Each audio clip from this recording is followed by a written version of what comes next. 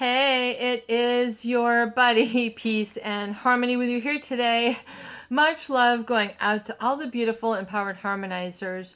We are zooming in and focusing in on a great viewer question, and that is why is it so difficult to have closure or come to amends and sort of get on some sort of semblance of closure when you've had some spats, some fights with someone who is sort of overpowering you, or you've got a dominance issue or an apathy issue, like we see with covert narcissists in the relationship, in the family, in the workplace, or in the community, wherever it is you're experiencing this. So either like a lack of responsiveness, a lack of responsibility and accountability can be a real big problem.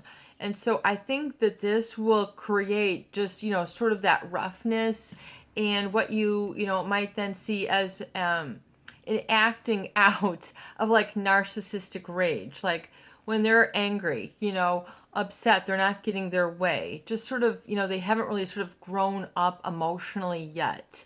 They can be very, what people would call excitable or prone, I think a lot of people, just lay people, meaning just everyday people, when they see this, they might say that person is excitable. They're easily just, they will just easily just be, carrying on. And then all of a sudden it's like something just ignites and then they're at, the 95th floor. They're just, they just sort of launch off. They just sort of lash out. They act out. And so sometimes people are on then the receiving end of the acting out. And how many people thought that, they were the cause of this problem and that they had to then solve it and deal with it. But this might be out of your forte. In other words, you don't want your life spent to be, anguishing someone else's anger and facilitating their happiness all the time. It's like, well, what about me? There's two stories here. There's three stories. There are other levels to the situation. So part of, I would say, the problem why there can't be this sort of amicableness, there's no equality, give and take. There's always this sort of excitability, and then they're going to communicate when they feel, I would say, like challenged or insecure or quote unquote, you're trying to have the talk, the come to Jesus meeting, the come to kumbaya, come to terms, come to the belly to belly, toe to toe, whatever it is, sniffle, snuffle, this stinks, let's not do this anymore, or let's take time to smell the roses, is really where you should be. It's just like you need to really set foot on another path. Get your foot muddy. Get your foot in there. Where are you? I talk about being grounded as a way to sort of facilitate your own and ground your own energy. The narcissist can be very agitated and then sort of project this onto you. And then next thing you are covered head to toe in their anger. Like they're just literally trying to pulverize you. Break your physicality out into a gazillion pieces. How are you supposed to pull all the pieces together again, especially when they're sort of still drinking in the Kool-Aid of their fantasy or their narcissism, or, they're on a beeline to whatever, and if you're sort of in their way, you get smacked, dabbed, jabbed, eyes rolled out. That's your problem. Your tough luck. Get out of my way. So they're just sort of like this, and then just like, forward. And so if you're maybe married to this type of person and then the forward sort of brought you momentum, happiness, and joy, and then you've also got that downside, where it's just like, uh-oh, the drama is unfolding. The plot is thickening or the plot is thinning, and then you're on the other side of some sort of mountain and you don't know where you're at. Like, you might literally feel lost with this person, a lost soul. I'm hopeless, helpless. I will never sort of connect with anything stable, solid, and my own senses sort of congealing. So when we talk about that, we're talking about resensitizing yourself. realize that the problem with that is the narcissist does not have a healthy sense of shame. Meaning like, oh, I shouldn't have done that. I'm sorry. Like, that was wrong. I apologize. Just like when you see a dog who's like got his, you come home and you got those funny videos with like the dog with his head stuck in the garbage bucket, and he picks his head up and he's got the whole garbage thing on his head. And then the dog owner's, mother, father, whatever's going, hey, Oscar, were you in the garbage? And the dog is like, it wasn't me, but I got my tail down and I'm in the corner. I don't think it was me. And then so it's kind of like a dog has a healthy sense of shame. They're like, uh-oh, I ate the garbage. I know I'm not supposed to, or I'm on the bed. So the narcissist is like, I'm on the bed. I know I wasn't supposed to. I was in the garbage. So it's like you have to almost feel that there's some sort of correction in that, I think with the best intent, people on the other side are like, love will heal all. I will forgive and forget. I will let this go.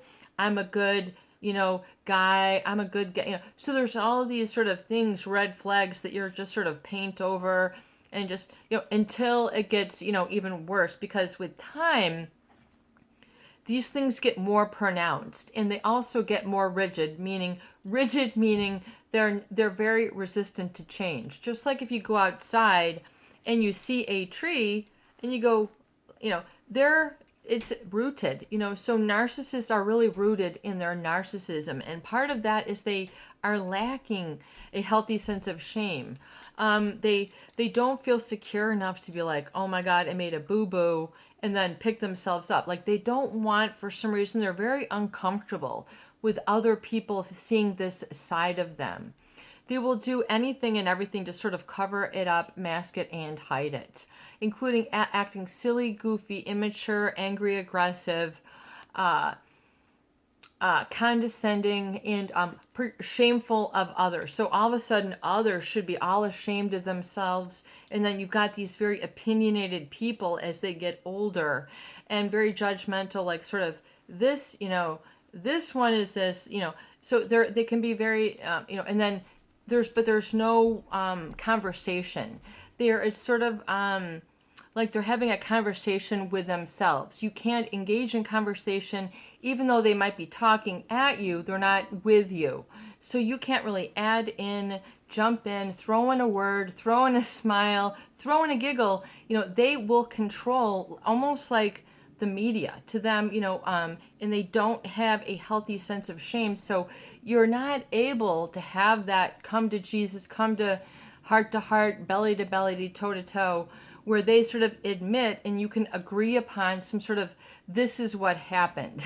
There ain't none of that. So, just like, to correct that, because if you just say, you did not know something, like just say with your dishwasher and you made a mistake and you have to go, oh my God, like there's something else I need to do with my dishwasher. Like this is really silly. And then you make your correction and then, you have healthy shame, like, oh, I don't know how this works. A narcissist, they don't want to admit, I don't know how this works. They don't want to say, admit, feel. I think it's for them on the feeling basis. So this is what, like, sort of, this is what sort of drains people, their energy out of their skin. And then they feel the narcissist is getting under their skin because you've literally just sort of sacrificed your core to lift them up. So it becomes a real problem because then you're sort of like this emotional crane, always trying to support them, find this out, figure this out, settle, resolve, this is what we need to do. And then you're always focusing sort of like, how can we better fit together, when it's like, you got to find out how some things better fit for you in your life. Like coming back to that arena and just being okay to say, like, we're going to let that whole thing evolve on its own. And I'm okay not figuring out and, feeling the hurt for the narcissist anymore. So I think a lot of people, they have their empathy and they sort of feel sad, sorry, or lost for the narcissist. In other words, can't you see, we just need to do this and then everything will be the golden road. But they're like this. They will not see, hear. You can do this in business. You can get business people, who don't have maybe consultants who are, or who are very resistive to other people's feedback, and then they'll just make a mistake, and then other people will feel sad and sorry. But so that's why, and then they'll sort of give others that induced feeling of shame. In other words, it's like a bucket. Here you go. This is going to be your bucket, of hardship. Why don't So they really sort of will dole it out, like a viewer stated, and codependency is what makes most vulnerable to narcs. So meaning, that their happiness becomes so important, so paramount, that when they aren't doing that, and then you've sort of given, and they've pushed you away, and then you're not able to receive, it becomes a one-way street. If you like one-way streets, realize then that's where you're going. If you don't, then you have to go, maybe I don't want to do a one-way street. And I feel that that narcissist, since they don't have a healthy sense of shame, they're not able to admit wrongs. They don't want other people to see that as the being normal. You would think it would be a relief, but you can't think for them because they think differently. They are different. So, and let that be. It is okay. So more and more that you can understand, see, and accept and be okay with it. It'll really liberate you and allow you to be who you are authentically, and you can move and groove as you are. You got to get that feeling back within. So even though you want to share it, love it, you want to have, like a lot of our viewers say, I love enough for the both of them. Even though you would like this, unfortunately, it does not work for some sort of mystery miracle. We don't know why. It's going to be an exercise of futility. So I would always say, don't step out of the boxing ring. And, because of this, they will tend to sort of take advantage or abuse others. So we're kind of getting back to that entitlement. And so it causes others to sort of lose their senses, become distracted, become charred, cajoled, and transfixed, really super glued on the narcissist. In other words, it becomes like an addiction or an obsession to be in the relationship. Because the narcissist, they really will lack humility, and they always sort of feel that they are perfect. When humility is really, I think, a good lesson to be learned.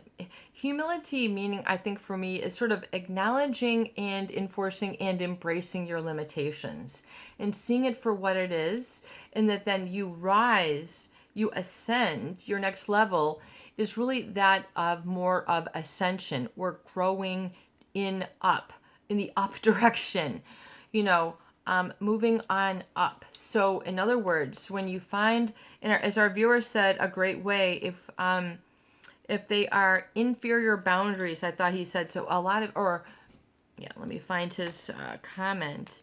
It's like people who are codependent, and the vulnerability is, as the viewer stated,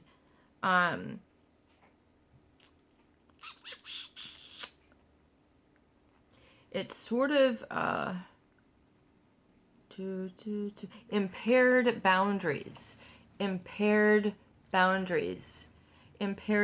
So this is the problem. So once you understand the problem, you can start on the solution. So we really have to look at and understand this.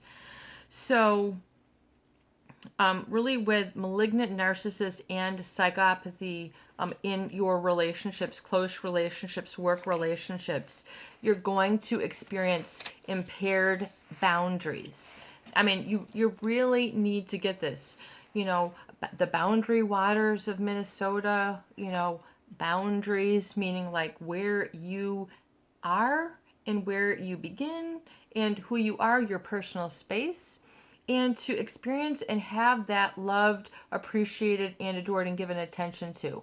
In the narcissist, it's the one way.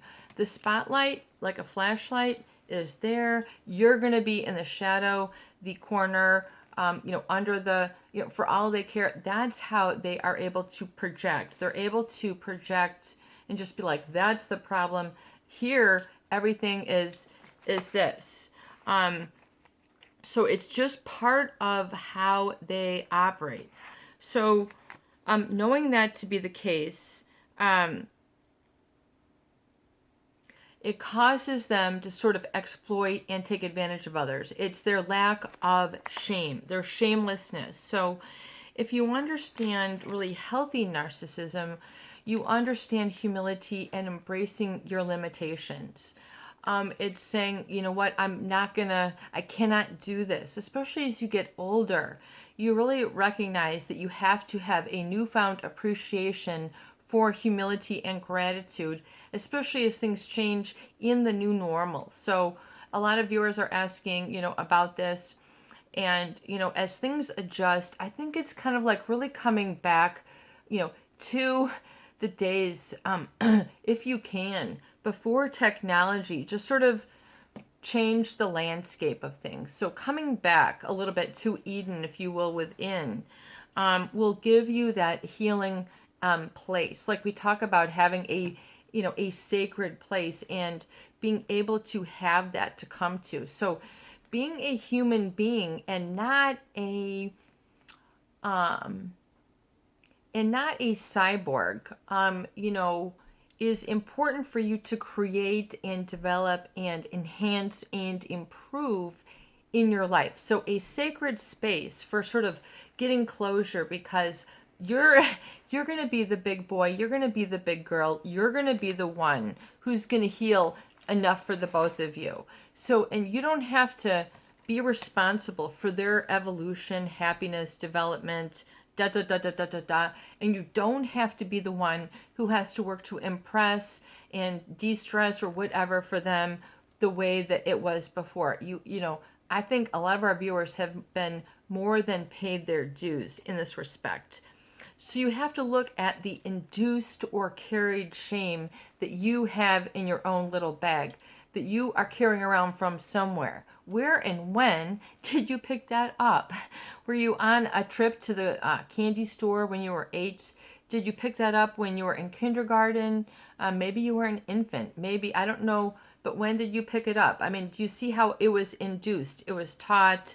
It was just how it was. Let's just hope that doesn't continue in the generations that are developing now. For those kids who are 1, 2, 3, 4, who are, just starting out, it's going to be very interesting. So, realize that the narcissist is out of touch. They're out of touch with their shame. In other words, they're not able to say, you know what, I made a mistake, I made a blunder. That was a bad decision. I shouldn't have done that to you. That was unfair. You're right. I should have taken you then. And so you've got a lot of people who will have infidelity or all these different things, or, things that they were planning for the retirement, and then they find out so-and-so gambled this away. So you got some real problems oftentimes, and you might have to change your living situation.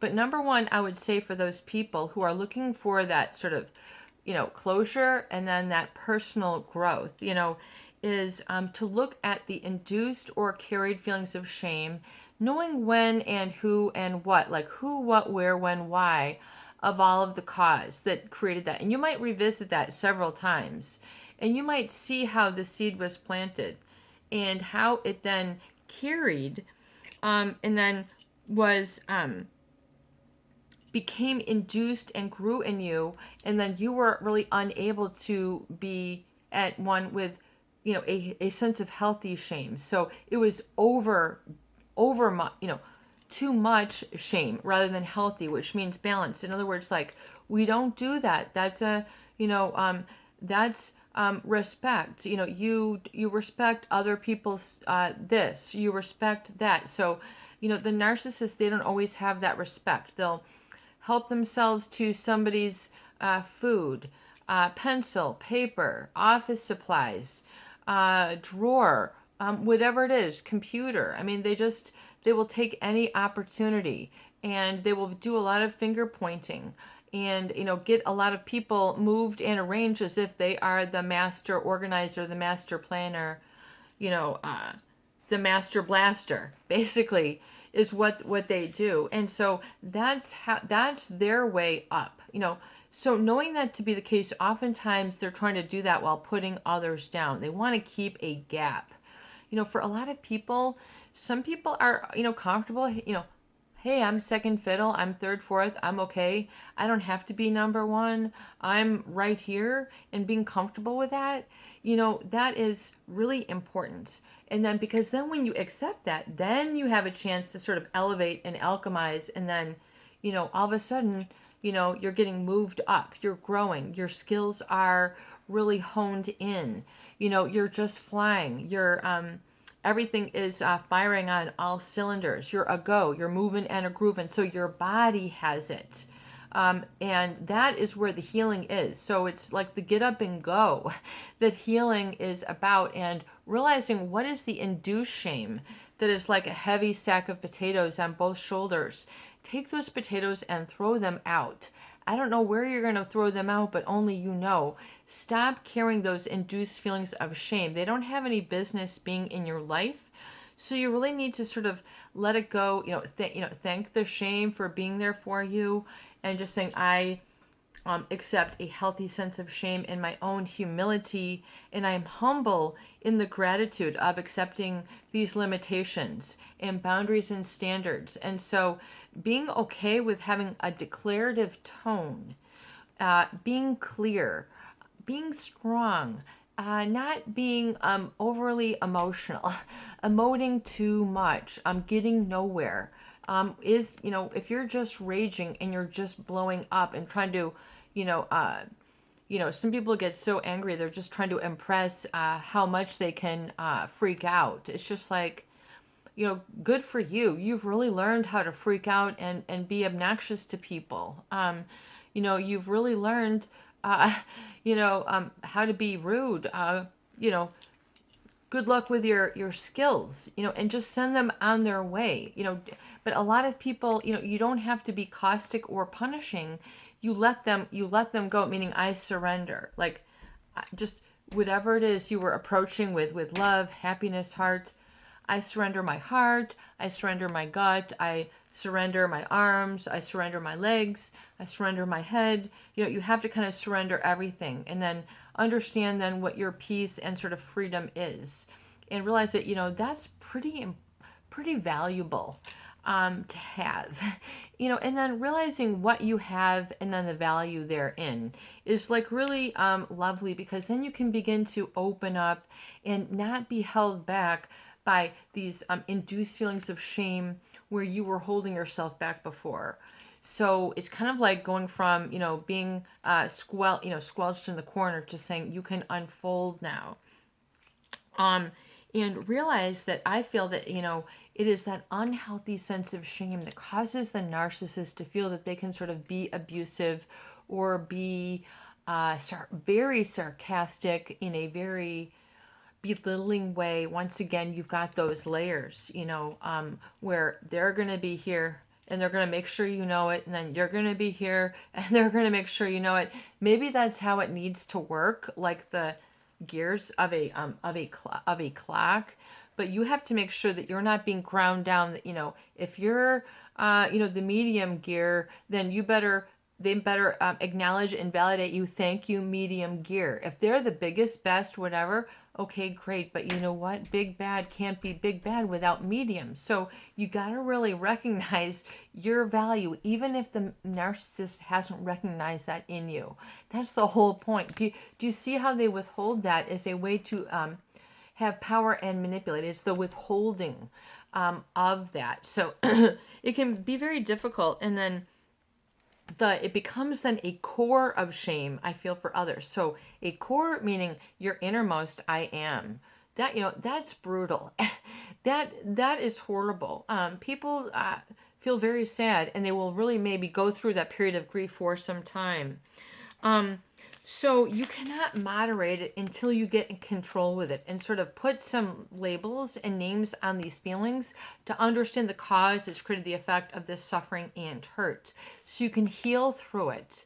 Emotional healing takes time, it takes thinking, it takes sort of connecting some dots and then saying, okay, and then really coming back to self and and embracing those limitations, because that's not what you were able to experience probably for some time.